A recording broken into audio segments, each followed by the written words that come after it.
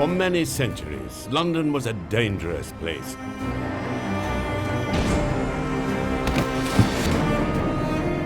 It was a magnet for the very worst kind of people. Jack the Ripper dominated the headlines, but he wasn't the only killer around. Murder was afoot. The fear of death was everywhere. But police had their work cut out to track the culprits down. In this series, we'll be investigating some of the city's most notorious and intriguing crimes. The female defendant. Sexual intrigue, vicious murder, as well as the latest technology, fed the nation's insatiable desire for gruesome stories of London's dark side.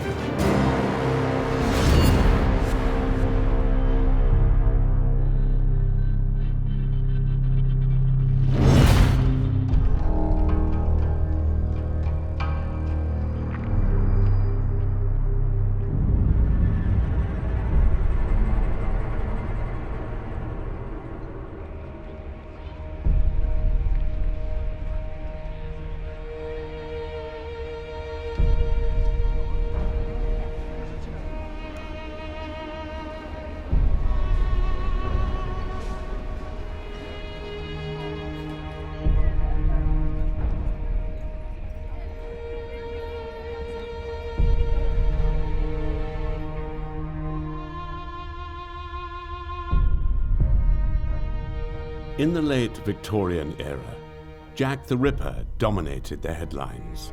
Whoever he was, he terrorized the Whitechapel area of London's East End. Conditions in Whitechapel and East London were sort of pretty horrendous in the heart of what became the Spitalfields area. Tremendous density of population. People lived very closely together in those days. Streets were very crowded, very narrow, very dark. A lot of poverty. Outside London, the population was about 25 persons an acre. In London, outside the East End, about 50 persons an acre. In the East End, in the heart of it, in Spitalfields, it was over 800 persons an acre. So you had this tremendous overcrowding. A lot of people weren't able to survive except barely on the breadline. Also, there are businesses pushing into the area and buildings are being demolished, so housing is getting less and less, and so you have 7, 8, 9 persons in a room. It is pretty horrendous. Whitechapel itself was considered to be the very worst slum in London. The author, Jack London, in his first-hand account of the impoverished area, The People of the Abyss, wrote, "Nowhere in the streets of London may one escape the sight of abject poverty, while 5 minutes' walk from almost any point will bring one to a slum. But the region my hansom was now penetrating was one unending slum." It was in this foul environment that the Whitechapel murders would begin in 1888. The notorious crimes of Jack the Ripper horrified the city and, indeed, the entire world. But he wasn't the only killer around. Late Victorian London had some of the most unpleasant characters in the capital's history. Could one of these known killers also have been Jack the Ripper? There was the Ogress of Reading, Amelia Dyer, the Lambeth Poisoner, Dr. Cream, and the mysterious George Chapman, who carried out a terrible crime on Borough High Street.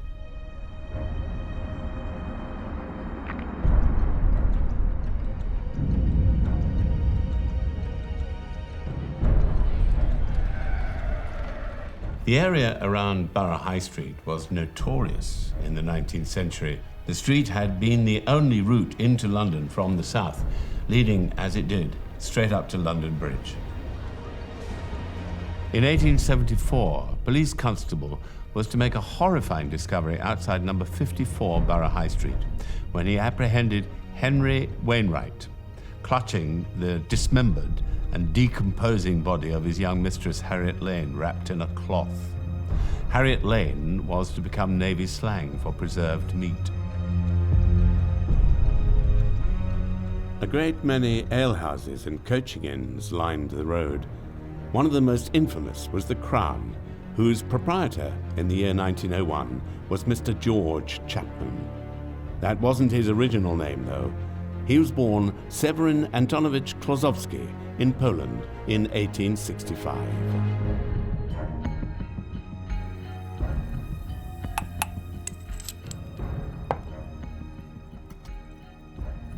Chapman had originally trained in Poland as a felcher.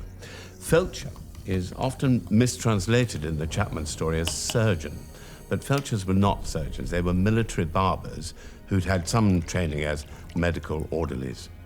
And they were clearly held in low esteem by the Polish military establishment, which is maybe why, after years of training, Chapman decided to move to London. You'd be forgiven for being a bit suspicious about Mr. Klosowski, aka Chapman, when I tell you that his dilapidated pub, the Monument Tavern, was destroyed by fire, and he made a substantial insurance claim. It was refused, but that didn't stop him moving on, with a new pub and a new wife, Maud Marsh.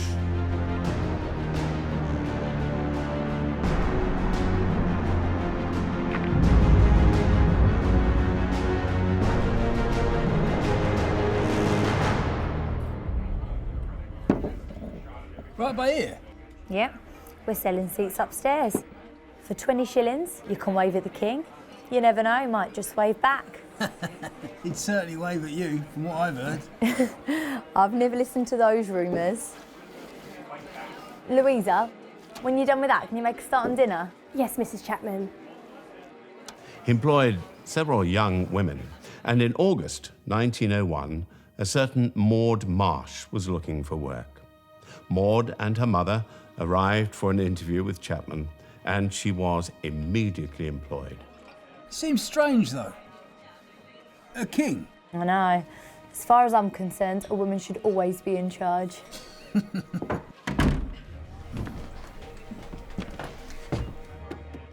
I was just telling this gentleman here about the parade.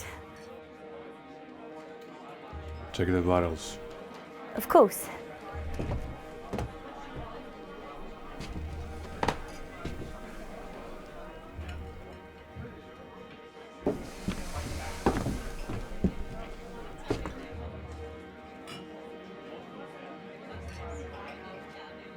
Get out. My daughter started working with him that summer. Late August, it would have been. He was pushy with her at first, I felt. They were married very quickly. But she did seem happy. Watch all the neighbours cry. Are you gonna meet Bill? Have you bought the street bill? Love, love, love. George? Louisa?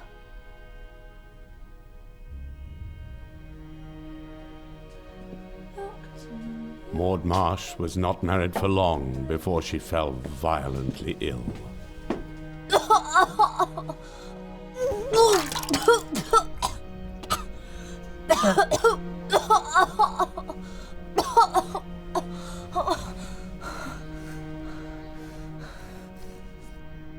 Maud started to suffer a lot of vomiting, and she spent 12 days in Guy's Hospital and actually sort of recovered, then went back home again and then started to suffer again. Maud Marsh had been struck down by mystery illness. Her mother and her doctor would be unable to determine the cause. One man knew, however, George Chapman. He would have complete control over the dreadful scenario that played out above the Crown pub. But just how long would his crime remain undetected? Maud Marsh, a young woman of 19, had not long been in the employ of George Chapman, the proprietor of the Crown Pub on Borough High Street. They soon became husband and wife, and not long after, Maud was taken ill. Chapman was the only person to know the cause of her sickness.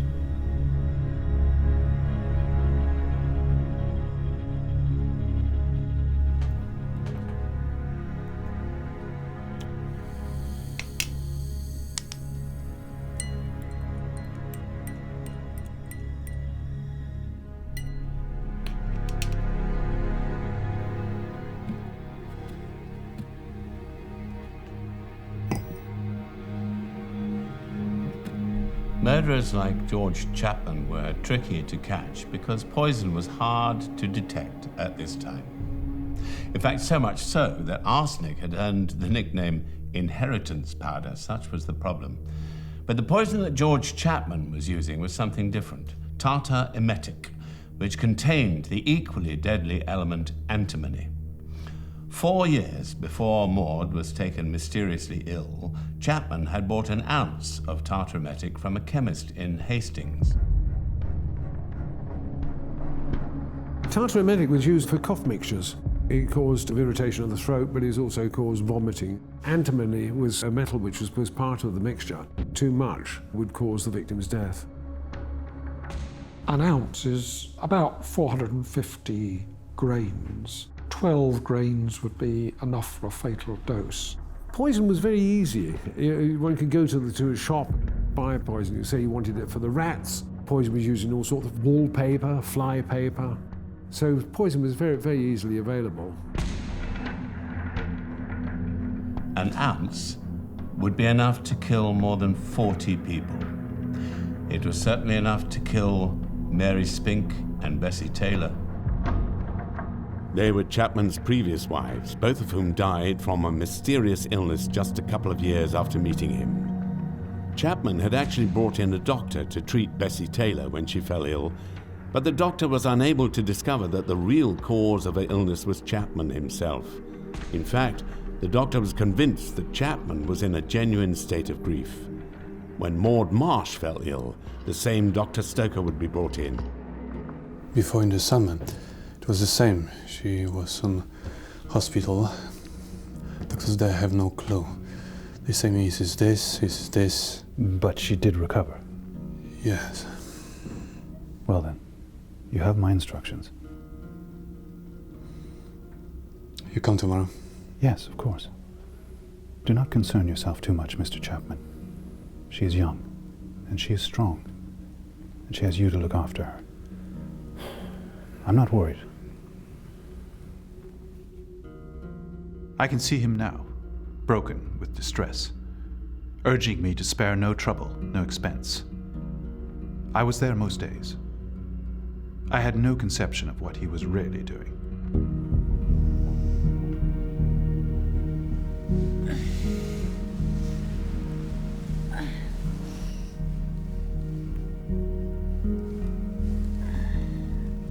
What? You haven't finished your water.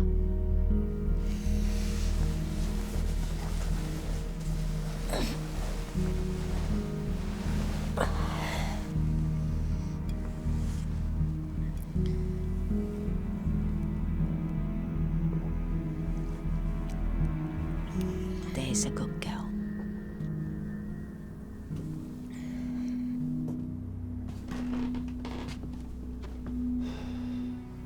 She's doing much better already. Is that champagne? It was stomach. George, come on, don't waste the champagne. Why is these customers drinking it? When you're like this? No. Are you needing more water? I will fetch. Drink.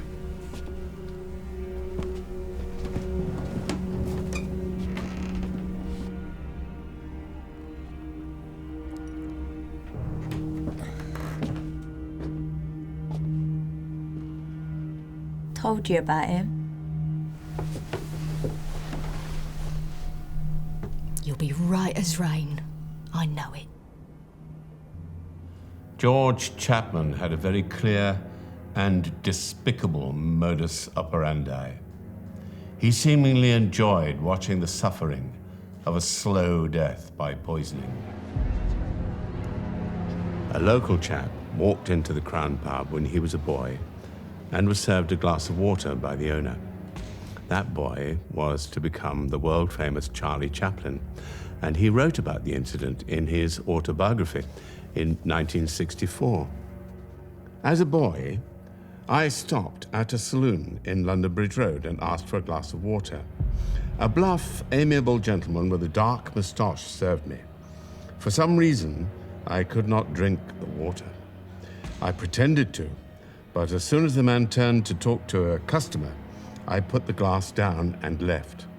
2 weeks later, George Chapman, proprietor of the Crown Public House in the London Bridge Road, was charged with murdering 5 wives by poisoning them with strychnine. His latest victim was dying in a room above the saloon the day he gave me the glass of water. Well, Charlie Chaplin clearly got a few details wrong there, but what he was right about is that while he was standing in that pub, Maud Marsh was dying in the room above his head.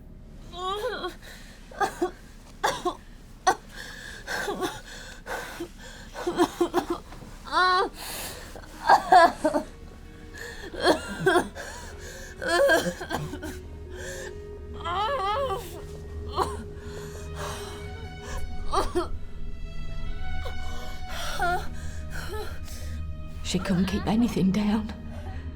I had all her favourites made. Roast pork and potatoes and... You're supposed to make everything right for your child.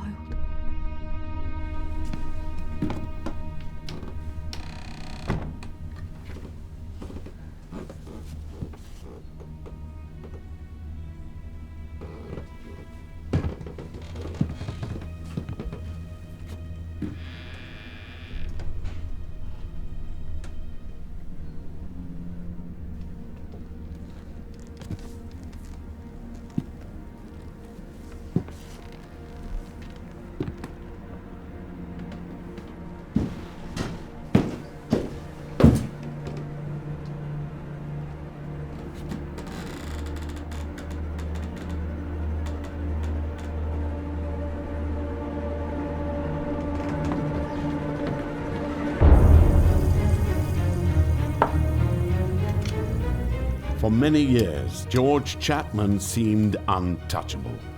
His devious work as a poisoner had gone undetected. Now, another victim, Maud Marsh, was bedridden and close to death. How much more harm and misery would he inflict before he would be eventually brought to justice?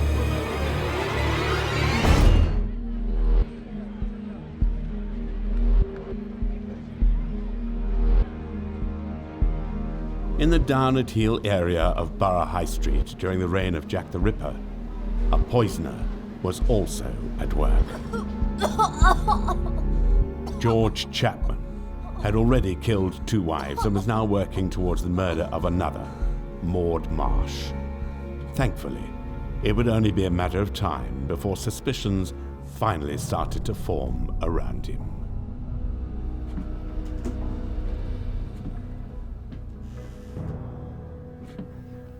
Mrs. Marsh? You did this? What?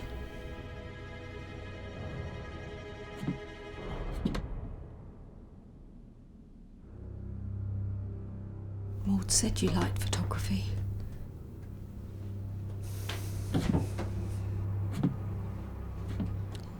Yes, I make photographs here. I mix chemicals.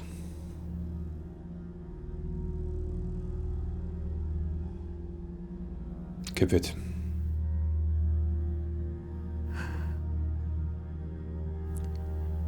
It's the not even knowing, George. Can't we get a second opinion? Dr. Stoker, he is a very good man. Yes. And I think If one doctor cannot help, even 50 will not.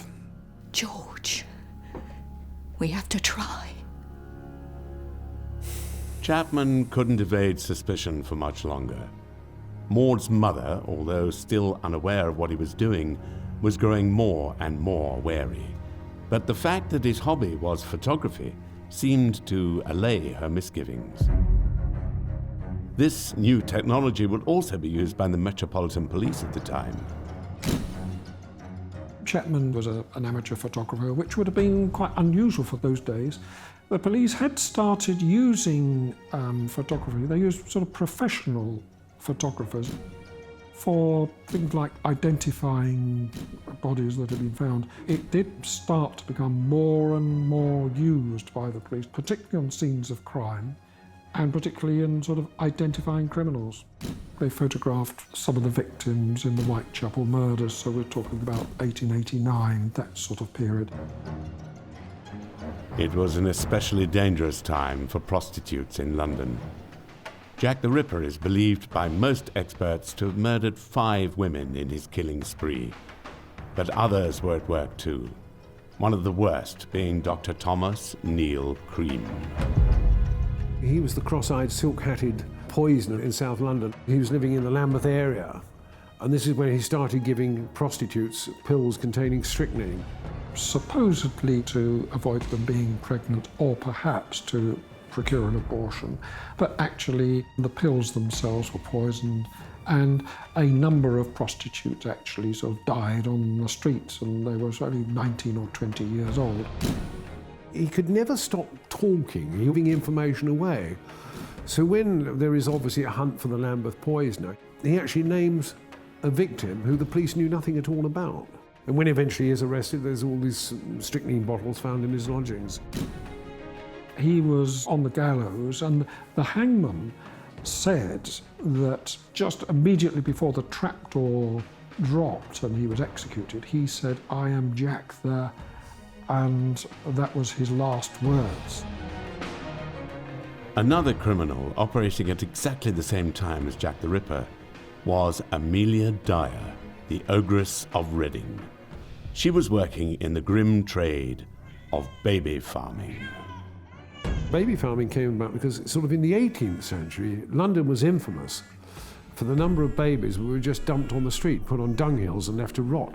If women were left with a baby, they would pay for a woman to look after them. But sometimes these women neglected them, and in 2 or 3 cases, there were notorious cases, such as Amelia Dyer. Amelia Dyer, she would advertise nurseries. Then, of course, what she did, she strangled them, wrapped them in a parcel and dumped them in the river. Eventually, she was caught. She'd been baby farming for about 15 years. Amelia was said to have been the cause of the death of 400 infants. The sort of child's cruelty and neglect was of a completely different dimension to what we've become used to today. The Ogress of Reading, as she was dubbed by the press at the time, even had a song written about her. The old baby farmer, the wretched Miss Dyer, at the Old Bailey her wages is paid. In times long ago, we'd have made a big fire and roasted so nicely that wicked old jade.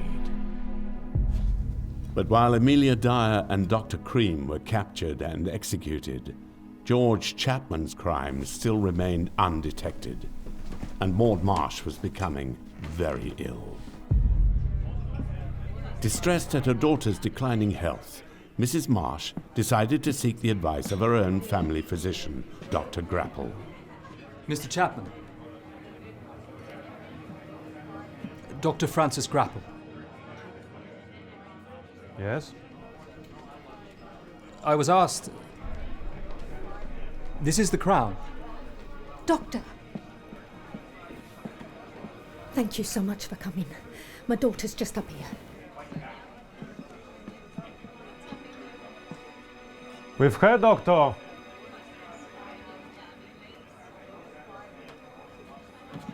No, 50 will not.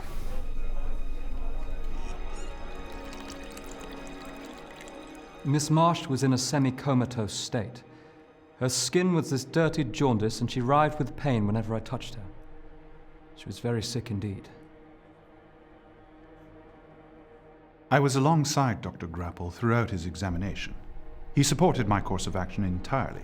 There really was no need to involve a second doctor.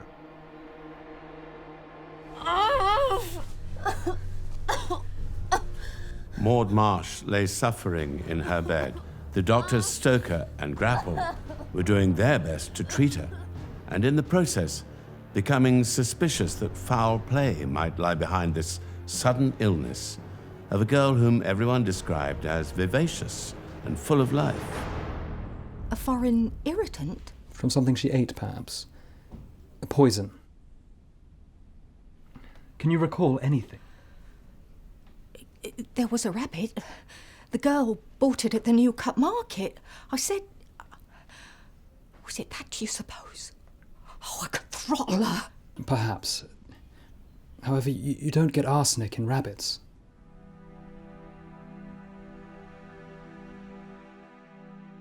Deliberate poisoning did cross my mind.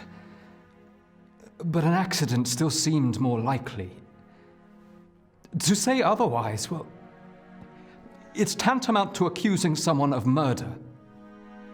The two doctors seemed to have been very, very professional. He said they'd been eating rabbit and he suspected ptomaine poisoning, but then when he went home he thought, no, this is wrong, the symptoms are all wrong, went back. The two doctors then got together and said it's just as though she's been suffering from some irritant poison. Isn't he wonderful? I can see an improvement in her already. She's very young. Better get up. Oh, I'm sure you have things to do. It's fine. Sit. I need to feel useful, George. She'll pull through. I'm sure of it. Now that Dr. Grapple's here.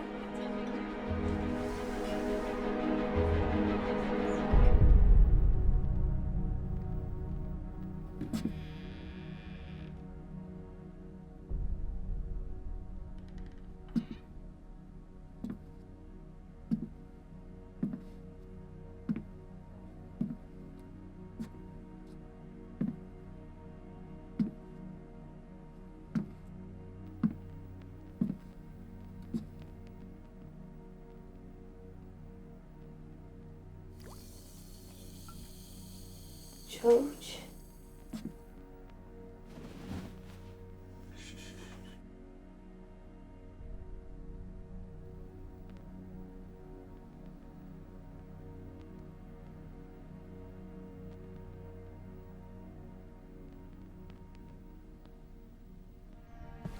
Maud? George. Oh, she was better. What the? I don't understand it. She was better.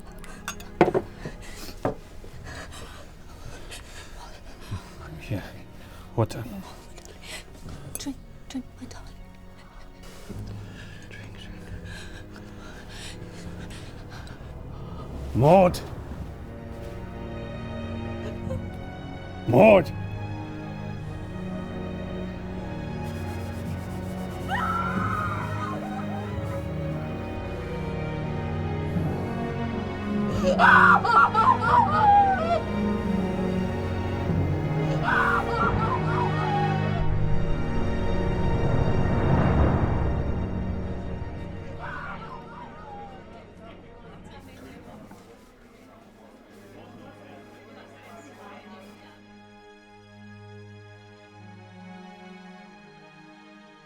She died. At noon. Mr. Marsh informed me. I couldn't believe it. I thought he'd called me to tell me she was on the mend. George Chapman had struck again. This would be his last act of terror. He'd put on his grieving widower routine for sure, but he wouldn't get away with it this time. Luck had run out for one of the capital's most wretched individuals. Chapman would soon find himself questioned by the police, who were starting to piece together his deeply suspicious past. His terrifying life story would be laid bare for all to see at the Old Bailey. Maud Marsh was dead, and George Chapman was putting on his well-worked grieving act. He had successfully faked breaking down in floods of tears moments after she died. Maud's mother would later describe him as being dreadfully upset. With suspicion around him mounting, the doctors would not release a death certificate. Chapman's grieving routine may have worked on Dr. Stoker before, but this time it would count for nothing. You come to the funeral? I think she would. You have death certificate? I'm afraid there will have to be a post-mortem. I know it's not what anyone wants, but I cannot sign the certificate without establishing cause of death. Exhaustion. She has been sick. But what caused the sickness? Knowing will help. I do not see the use in it. Maud Marsh's symptoms caused the doctors not to give a certificate for her death, for her burial. The doctor refused to issue a death certificate. There was then a post-mortem. The initial autopsy may not have shown anything out of the ordinary, but what happened next was truly bizarre. The mortuary where the post-mortem was taking place was very close to the Crown pub. And as Dr. Stoker and his colleagues were working away, they were interrupted by an unwanted guest. We were discussing the post-mortem results when the mortuary keeper thought he heard something outside. I didn't hear anything, but footsteps, he thought, in the garden. The public weren't allowed in at that hour, of course, so he went outside to check. As he opened the door, he saw a man disappearing into the gardens, running off. The mortuary is a few hundred yards from the Crown. It was Chapman. He had been listening to us at the door. The unexplained nighttime visit only heightened Dr. Stoker's suspicions. The next morning, he took 2 jars with the contents of Maud's stomach and samples of her internal organs to the nearby Clinical Research Association. Their tests found an appreciable amount of antimony, and it was determined that this poison was the cause of her death. Stoker contacted the police.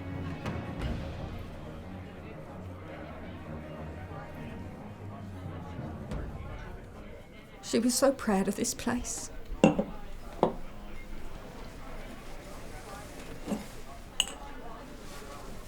Needs a little bit more.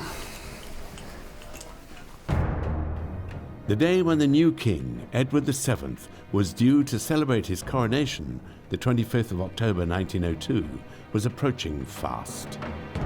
The local residents all had that day marked in their calendars, for there was to be a royal procession. When Detective Inspector Godley arrived, the pub was doing a roaring trade. Poison?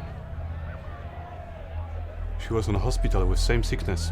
Well, we'd like you to come to the station while we make inquiries. Today? Now. I know nothing about poison.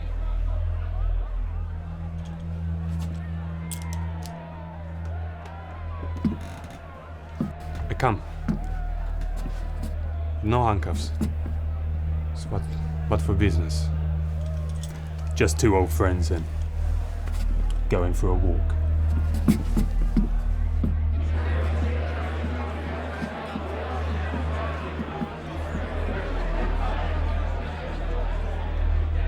Chapman was finally in custody. He was not allowed to attend the funeral of Maud Marsh, but he did cover all of the expenses. Maud was buried on the 5th of November 1902 in what was a very grand affair. Chapman sent an elaborate wreath comprising many flowers, and he signed it rather curiously, "From a devoted friend." He read all about the funeral in the national newspapers, but was still offering investigators very little help. They knew nothing about his life story, and the stories circulating in the press about him were all wrong, but he did nothing to correct them beyond repeatedly pleading his own innocence. While the hearings were continuing in coroners and police courts, investigators were still at work. He didn't do much talking, but he left plenty of evidence for us at the pub. His books were all medical. His accounts included a most helpful record of purchasing tartar emetic in April 1897. And we found 2 memorial cards he presumably kept as trophies. One for Mrs. Mary Chapman, and another for Mrs. Bessie Chapman. When the police were dealing with this unexplained death, they had the post-mortem, the doctors started to find these traces of poison in her stomach, and they knew that Chapman had had 2 other wives, and they therefore exhumed the bodies and examined them. Now, he was only charged with the 1 murder, but they actually brought in evidence about the 2 other women in whose bodies poison was also found, and this all led to the evidence being used to convict him.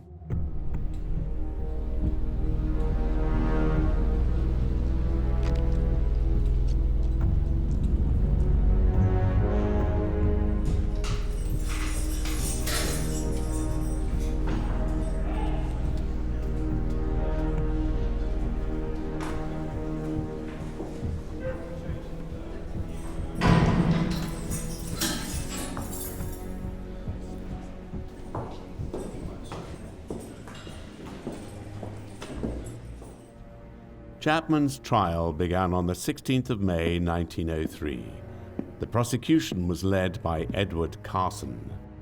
If a distinction can be made in degrees of murder, I submit none is more determined and more malicious than that by poisoning. Certainly, no murder could be more demonstrative of the cruelty of the perpetrator than that of a man standing by the bedside of a person he professed to love, seeing her torture day after day from what he had by his own hand administered. Edward Carson was a very famous lawyer, prominent barrister in Britain. He prosecuted Oscar Wilde and secured his conviction. The fact that Chapman had purchased a large quantity of antimony-rich tartar emetic from a chemist several years before was very strong evidence against him. The prosecution had a key witness in the victim's grieving mother. I live at 14 Longfellow Road, Croydon, and am the wife of Robert Marsh. And what is your relationship to the deceased? Maud was my daughter. How old was your daughter, Mrs. Marsh? She would have been 20 on February 17th. Can you tell me the nature of her first meeting with the prisoner? She had been a barmaid in a situation at Croydon. In August 1901, she was out of that, so she advertised for a new one. And what was the result of that advertisement? She got an answer, and in consequence, I went with her to meet the prisoner.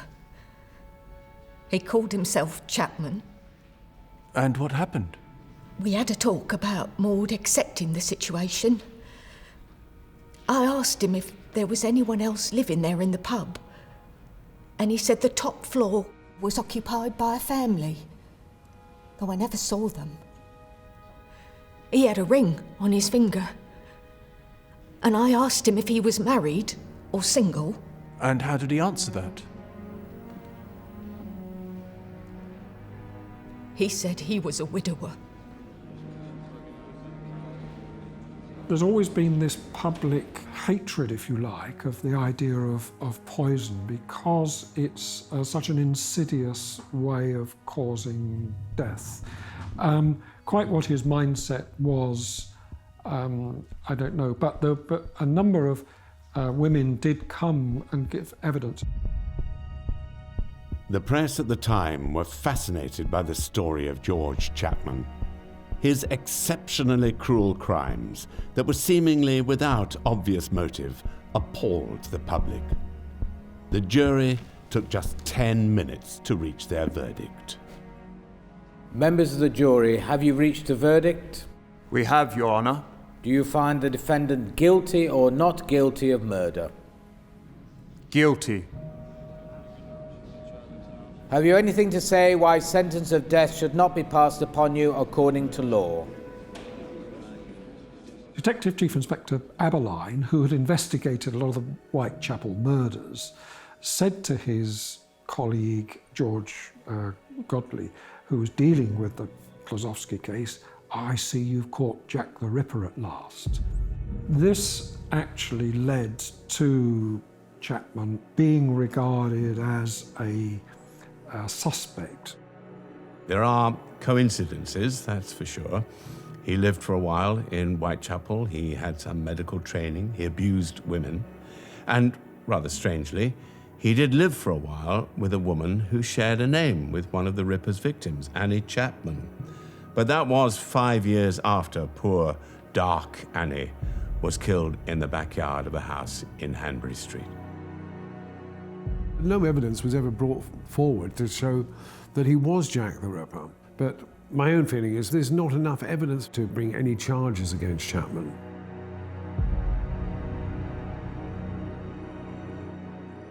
The once sanguine and confident George Chapman looked numb with terror as the judge donned his black cap with the words, "Severin Klosowski, for I decline to call you by the English name you have assumed. The only satisfactory feature of the case we've just completed is that I'm able to address you as a foreigner and not as an Englishman."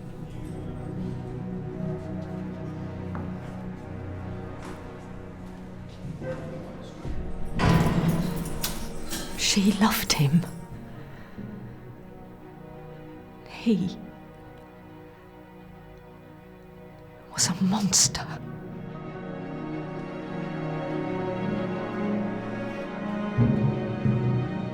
Chapman applied unsuccessfully for a royal pardon and was hanged at Wandsworth Prison on April the 7th, 1903. In his will, Severin Klosowski left items worth, at today's value, £15,000 to the surviving family of Bessie Taylor, but only a ring and some used clothing to the parents of Maud Marsh, whose suspicions eventually led him to justice.